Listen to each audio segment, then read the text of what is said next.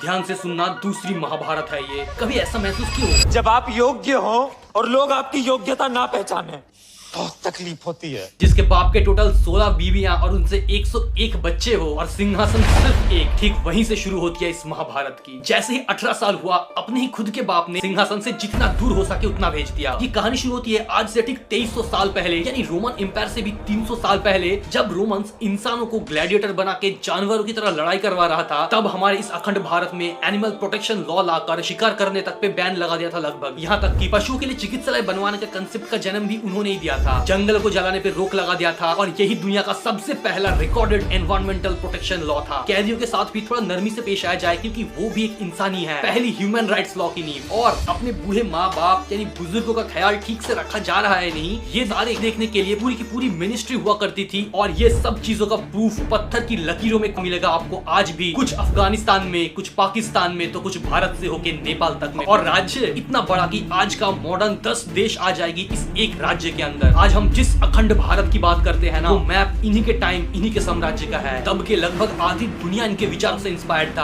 आज भी श्रीलंका का नेशनल आइडेंटिटी, थाईलैंड का कल्चर और जापान का जैन बुद्धिज्म, सबके बीच इन्होंने स्थापना की। इसके अलावा भी सीरिया, इजिप्ट, मैसिडोनिया से लेके ग्रीक राजाओं तक को अपनी शांति का न्योता भेजा। यही अखंड भारत का सबसे पहला सॉफ्ट पावर आउटरीच प्रोग्राम था। और जो इतनी बड़ी राजा हो, कभी उनके जैसे राजा को अपनी गलतियां स्वीकार करते हुए देखा है। और तब तो डेमोक्रेसी भी नहीं थी, लेकिन वो हमेशा से ऐसा नहीं थे। और यही पे ये कहानी सबसे ज्यादा इंटरेस्टिंग हो जाती है। उन्हें राजधानी से दूर भेजने से 1 साल पहले की बात है। 17 साल के थे वो। प्रजाओं ने विद्रोह छेड़ दिया। राजा ने गलती से इनको भेज दिया वहाँ पे सिचुएशन कंट्रोल में लाने के लिए। और उसी दिन उसकी किस्मत बदली, जब बिना एक बूंद खून बहाए उस पूरे रेबल को शांत कर दिया। उनके साथ उनका दुख बांटा, उनसे बातचीत किया, उन्हें महसूस करवाया राजकुमार कोई अलग उनका दुश्मन नहीं बल्कि उन्हीं में से एक है। प्रजाओं ने पहली बार महसूस किया कि यही राजकुमार असली राजा बनने की हकदार है। और जब ये बात राजधानी तक पहुंची तो अगले ही साल राजा ने उन्हें दूर भेज दिया। फिर 5 साल बीत गया, राजा की मौत हुई और सबके ज़बान पर एक ही नाम था। लेकिन रानी का बेटा, वो ऐसे कैसे सिंहासन छोड़ देगा? और फिर क्या शुरू हुई महाभारत की उस काली अध्याय। खून की नदियां बह गई। कहते हैं अपने ही हाथों अपने 100 भाइयों को कत्ल करके खुद सिंहासन हासिल किया। और उसके बाद फिर एक और युद्ध। इस बार खून की नदियां नहीं, समंदर बही। 1 लाख लोग मरे, 1.5 लाख को अपनी जमीन से उखाड़ फेंका। और ये नजारा देख के पहली बार उसकी आत्मा रोई।